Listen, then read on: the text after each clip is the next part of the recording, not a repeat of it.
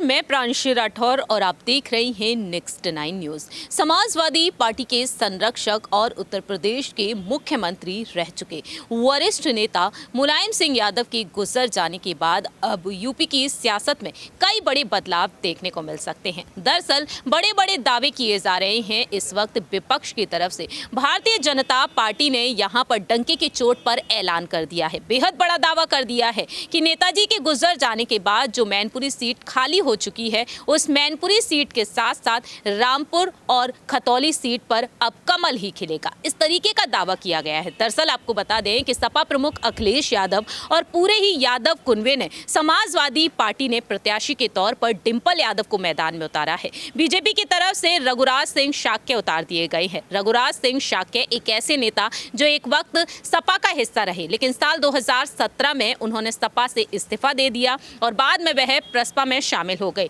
लेकिन प्रसपा से वह फिर बीजेपी की तरफ रुख कर लिए और आज वह यादव कुनबे को चुनौती देते हुए नजर आ रहे हैं। डिंपल यादव और रघुराज सिंह शाक्य दोनों ही मुलायम सिंह यादव जी की समाधि स्थल पर पहुंचे, आशीर्वाद लिया, हाथ जोड़ते हुए नजर आए और फिर उन्होंने नामांकन पत्र भी दाखिल कर दिया। अब इस बीच देखा जाए डिंपल यादव किस तरीके से चुनौतियां देती हुई दिखाई देंगी विपक्ष को, क्योंकि देखा जाए तो यहाँ पर जो सभी पार्टियां हैं, वो जो तमाम दल हैं, छोटे और बड़े दल हैं, उन सभी ने यहाँ पर दावा कर दिया है। जेडीयू की तरफ से मांग की गई है कि बीजेपी और बीएसपी यहां पर अपने उम्मीदवारों को ना उतारे और मुलायम सिंह यादव को बेहद अलग अंदाज में श्रद्धांजलि दी जा सकती है। और इसी बीच यहां पर सवाल खड़ा होता है कि बसपा प्रमुख मायावती का आखिरकार क्या कुछ फैसला हो सकता है। दरअसल आपको बता दें कि मायावती ने यहां पर प्रत्याशी के तौर पर किसी को भी नहीं उतारा है और ऐसे में देखा जाए तो इसे कहीं ना कहीं अखिलेश और डिंपल के समर्थन में देखा जा रहा है। मायावती एक वक्त मुलायम सिंह यादव जी के परिवार के साथ बेहतरीन बॉन्ड शेयर करती हुई नजर आई थी, लेकिन जब मुलायम सिंह यादव इस दुनिया को अलविदा कहकर चले गए,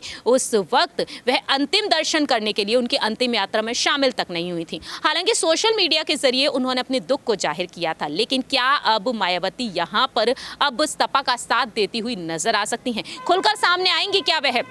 फिलहाल तो देखा जाए ऐसा कुछ भी देखने को नहीं मिल रहा है, लेकिन मायावती कभी भारतीय जनता पार्टी पर निशाना साधती हैं तो कभी समाजवादी पार्टी पर। एक वक्त रहा जब सपा और बसपा का महागठबंधन देखने को मिला और उस वक्त मंच पर डिंपल यादव मायावती के पैर छूती हुई नजर आई, अखिलेश यादव और डिंपल को आशीर्वाद देती हुई नजर आई थी मायावती। तो वहीं कुंडा से विधायक राजा भैया ने भी बताया कि मायावती के पैर छूती हैं डिंपल यादव। तो क्या अब यहाँ पर डिंपल यादव मायावती की तरफ रुख करना चाहेंगी? क्या यहाँ पर मैनपुरी सीट पर चुनाव जीतने के लिए यहां पर सपा बसपा का गठबंधन देखने को मिलेगा? अगर ऐसा होता है तो यहां पर मैनपुरी सीट पर जीत हासिल करने में अखिलेश कोई भी कसर नहीं छोड़ पाएंगे, क्योंकि यहां पर दलित वोट बैंक को भी संभाला जाएगा यहां पर बीएसपी के द्वारा। मालूम हो कि सुभाषपा प्रमुख ओपी राजभर ने भी यही कहा कि दोनों ही अगर एकजुट हो जाते तो शायद वह दोनों पर उंगलियां ना उठाते और इस तरीके से उन्होंने साफ तौर पर कह दिया है कि कहीं ना कहीं दोनों पार्टियों का गठबंधन हो जाना चाहिए। तो ऐसे में अब क्या यहां पर विपक्ष को हराने के लिए साल 2024 में जो